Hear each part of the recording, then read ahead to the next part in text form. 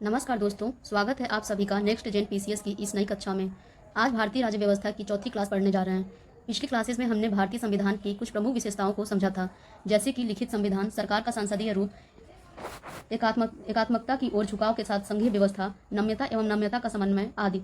आज की क्लास में हम संविधान की विशेषताएं के इस विषय का भाग 2 पढ़ेंगे। इस भाग में हम जानेंगे कि कैसे हमारा संविधान अन्य देशों के संविधान से अलग है, इसमें क्या विशेषताएं हैं, जैसे एकीकृत व स्वतंत्र न्यायपालिका, मौलिक अधिकार, राज्य के नीति निर्देशक सिद्धांत, मौलिक कर्तव्य आदि। तो चलिए शुरू करते हैं आज का अध्ययन और समझते हैं अपने संविधान की इन महत्वपूर्ण विशेषताओं को, जो इसे एक अद्वितीय और जीवंत दस्तावेज बनाती हैं। अगली विशेषता हम जो देखेंगे दोस्तों, वह है एकीकृत व स्वतंत्र न्यायपालिका। भारतीय संविधान एक एकीकृत व स्वतंत्र न्यायपालिका की स्थापना करता है। भारत की न्याय व्यवस्था में सर्वोच्च न्यायालय सबसे ऊपर है। राज्यों में उच्च न्यायालय और उसके नीचे अधीनस्थ न्यायालय होते हैं, जैसे कि जिला अदालतें। भारत में एक एकीकृत न्याय प्रणाली है जो केंद्र व राज्य कानूनों को लागू करती है।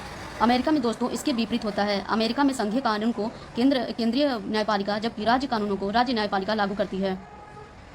सर्वोच्च न्यायालय एक संघीय अदालत है जो नागरिकों के मौलिक अधिकारों की रक्षा करती है, संविधान की रक्षा करती है और अधिकारों की गारंटी देती है। इसलिए संविधान में इसकी स्वतंत्रता के लिए कई प्रावधान किए गए हैं, जैसे कि न्यायाधीशों के कार्यकाल की सुरक्षा, न्यायाधीशों के लिए निर्धारित सेवा शर्तें, भारत की संचित निधि से सर्वोच्च न्यायालय की सभी खर्चों का वहन, विधायिका में न्यायाधीशों के कामकाज पर चर्चा पर रोक, सेवानिवृत्ति के बाद अदालत के कामकाज पर रोक, अवमानना के लिए दंड देने की शक्ति, कार्यपालिका से न्यायपालिका को अलग रखना इत्यादि। भारतीय संविधान की अगली विशेषता है, इसमें है मौलिक अधिकार।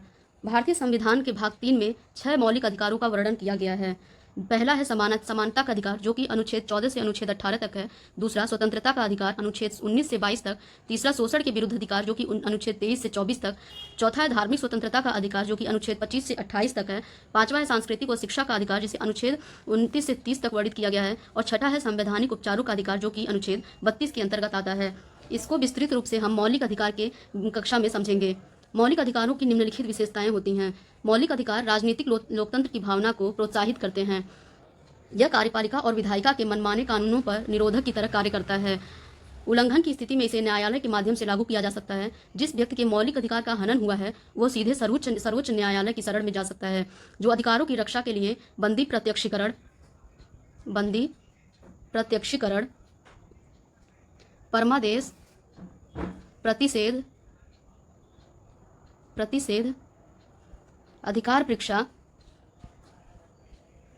व उत्प्रेषण जैसे अभिलेख या रिट जारी कर सकता है। हालांकि मौलिक अधिकार कुछ सीमाओं के दायरे में आते हैं, लेकिन ये अपरिवर्तनीय भी नहीं हैं। संसद इन्हें संविधान संशोधन अधिनियम के माध्यम से समाप्त कर सकती है अथवा इनमें कटौती भी कर सकती है। अनुच्छेद 20 और 21 द्वारा प्रदत्त अधिकारों को छोड़कर राष्ट्रीय आपातकाल के दौरान इन्हें स्थगित किया जा सकता है।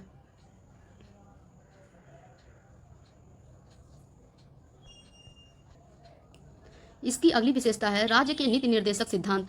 इसे संविधान के भाग 4 में उल्लिखित किया गया है। इसे 3 वर्गों में विभाजित किया गया है: सामाजिक, गांधीवादी और उदार बौद्धिक। नीति निर्देशक तत्वों का कार्य सामाजिक व आर्थिक लोकतंत्र को बढ़ावा देना है।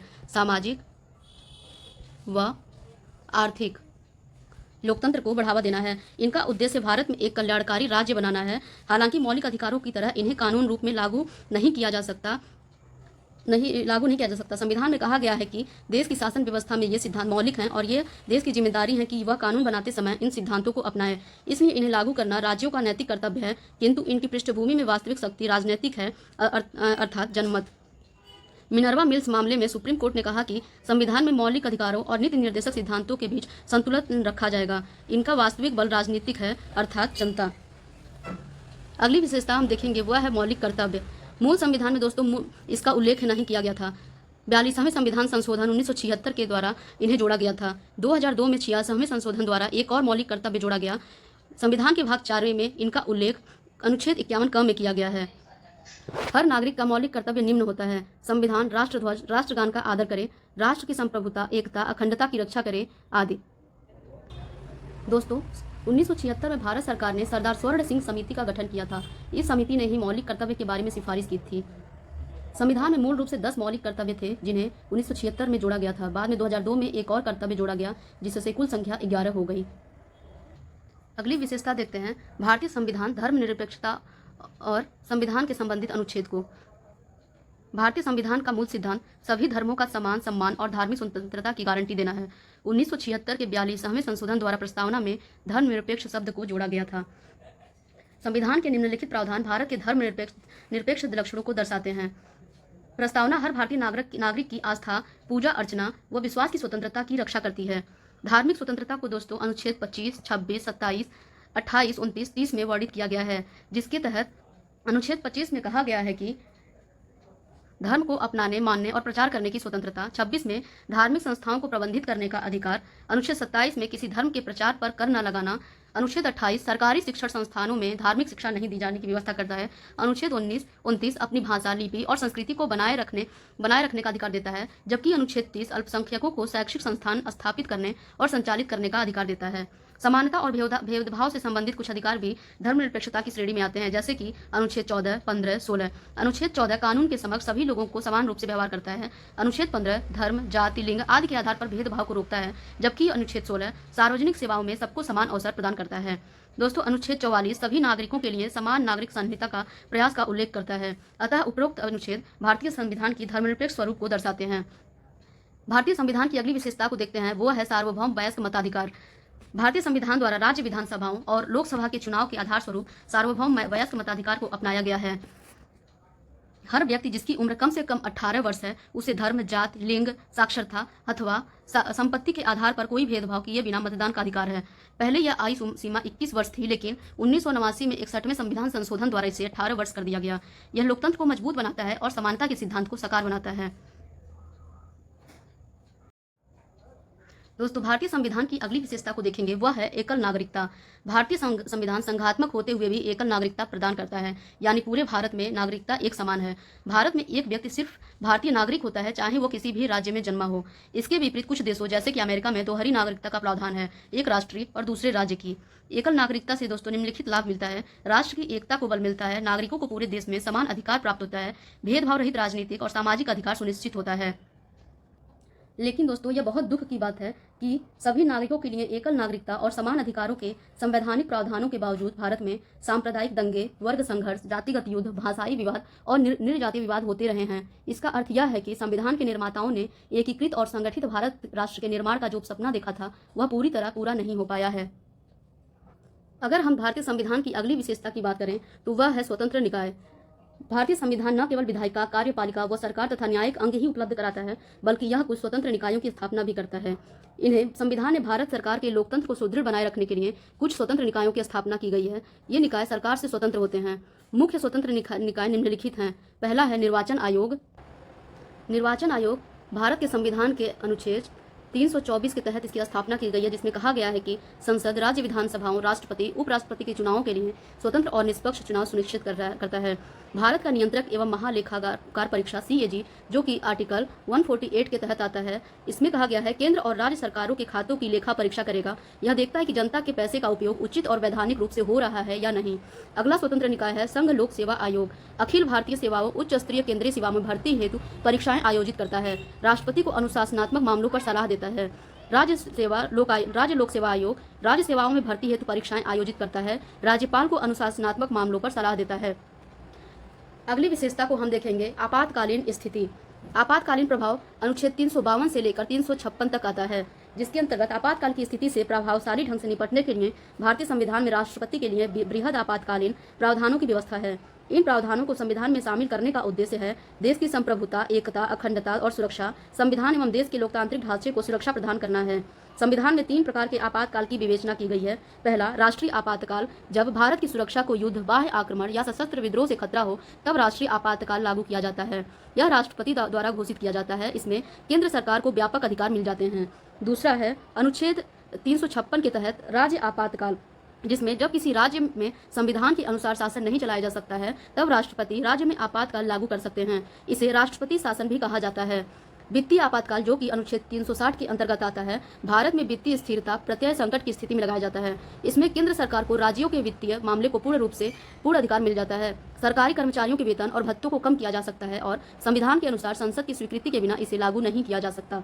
आपातकाल के दौरान देश की पूरी सत्ता केंद्र सरकार के हाथों में आ जाती है और राज्य केंद्र के नियंत्रण में चले जाते हैं। इससे संविधान में संशोधन किए बगैर देश का ढांचा संघीय से एकात्मक हो जाता है। राजनीतिक तंत्र का संघीय से एकात्मक में परिवर्तन होना भारतीय संविधान की एक अद्वितीय विशेषता है। अगली विशेषता देखेंगे त्रिस्तरीय सरकार का होना। मूल रूप से अन्य संघीय संविधानों की तरह भारतीय संविधान में 2 स्तरीय राज्य व्यवस्था और संगठन के संबंध में प्रावधान तथा केंद्र एवं राज्यों की शक्तियां अंतर्विष्ट थी। बाद में वर्ष 1992 में 73वें व 74वें संविधान संशोधन ने 3 स्तरीय सरकार का प्रावधान किया, जो विश्व के किसी और संविधान में नहीं है। संविधान में एक नए भाग 9 में एवं नई अनुसूची 11वीं जोड़कर वर्ष 1992 के 73वें संविधान संशोधन के माध्यम से पंचायतों को संवैधानिक मान्यता प्रदान की गई। इसमें एक नया भाग 9 जोड़ा गया। इसी प्रकार से 74वें संविधान संशोधन अधिनियम 1992 ने एक नए भाग 9A तथा अनुसूची 12वीं को जोड़कर नगरपालिकाओं को संवैधानिक मान्यता प्रदान की। अगली विशेषता है सहकारी समितियां। इसमें सहकारी समितियों को नहीं लिखा गया है, लेकिन मैं लिख दे रही हूँ, आप लोग नोट कर लीजिएगा। सहकारी समितियां 97वां संविधान संशोधन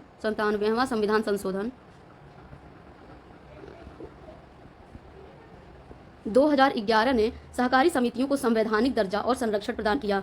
इस संदर्भ में इसने निम्नलिखित 3 परिवर्तन किए इसने संविधान में किए, जो हैं इसने सहकारी समिति गठन के अधिकार को मौलिक अधिकार बना दिया। आर्टिकल 19 के तहत इसे मौलिक अधिकार बना दिया। इसने एक नया राज्य का नीति निर्देशक तत्व जोड़ा सहकारी समितियों के प्रोत्साहन के लिए और इसे अनुच्छेद 43 में जोड़ा गया। 43B जोड़ा। इसने संविधान में एक नया भाग 9B जोड़ा सहकारी समितियां शीर्षक से अनुच्छेद 1943 ZH से लेकर 243 ZT तक। भाग 9B के अंतर्गत अनेक ऐसे प्रावधानों के द्वारा सुनिश्चित किया गया है कि देश भर में सहकारी समितियां लोकतांत्रिक, व्यावसायिक, स्वायत्त ढंग से तथा आर्थिक मजबूती के साथ कार्य करें। यह संसद को अंतर राज्य सहकारी समितियों तथा राज्य विधायिकाओं को अन्य सहकारी समितियों के लिए उपयुक्त कानून बनाने की शक्ति प्रदान करता है। दोस्तों, अभी तक हमने भारतीय संविधान की विशेषताओं के बारे में देखा, लेकिन इसकी कुछ लोग आलोचना भी करते हैं। जैसे कि कितने लोगों का यह कहना है कि भारतीय संविधान उधार लिया हुआ संविधान है। आलोचकों का कहना है कि भारतीय संविधान में मौलिक रूप से कुछ नया नहीं है। इसे उधारी की एक थैली और कॉपी पेस्टेड संविधान भी कहते हैं। संविधान निर्माताओं ने कई देशों के संविधान से विभिन्न विशेषताएं लेकर उसे भारतीय परिस्थितियों के अनुसार अपनाया है। आलोचनाओं के जवाब में डॉक्टर अम्बेडकर का कहना था कि कोई पूछ सकता है कि इस दुनिया के इतिहास में बनाए गए पहले संविधान में कुछ नया क्यों नहीं होना चाहिए था। भारत के संविधान में देश की जरूरतों और समस्याओं के अनुसार विभिन्न प्रावधान शामिल किए गए हैं, इसलिए यह कहना गलत है कि संविधान उधार लिया गया है। कुछ लोगों का यह कहना है कि 1935 के अधिनियम की कार्बन कॉपी है भारत का संविधान। आलोचकों के अनुसार संविधान में भारत सरकार अधिनियम 1935 से बहुत कुछ लिया गया है। लगभग 250 अनुच्छेदों में से 3/4 प्रावधान इस अधिनियम पर आधारित हैं।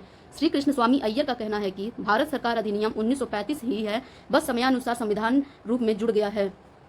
तो दोस्तों, आज की कक्षा में हमने भारतीय संविधान की कुछ और महत्वपूर्ण विशेषताओं को विस्तार से समझा। इन विशेषताओं से यह स्पष्ट होता है कि हमारा संविधान न केवल एक कानूनी दस्तावेज है, बल्कि यह भारत की आत्मा, विविधता और लोकतांत्रिक मूल्यों का प्रतिबिंब भी है। आशा है कि आपको आज का विषय अच्छी तरह समझ में आया होगा। अगर कोई प्रश्न हो तो आप कमेंट में पूछ सकते हैं, मैं उत्तर जरूर दूंगी। अगली कक्षा में हम एक नया विषय शुरू करेंगे, मौलिक अधिकार, जो भारतीय लोकतंत्र का मूल आधार है। तब तक के लिए धन्यवाद। पढ़ते रहिए, सीखते रहिए और जुड़े रहिए नेक्स्ट जेन PCS के साथ। जय हिंद।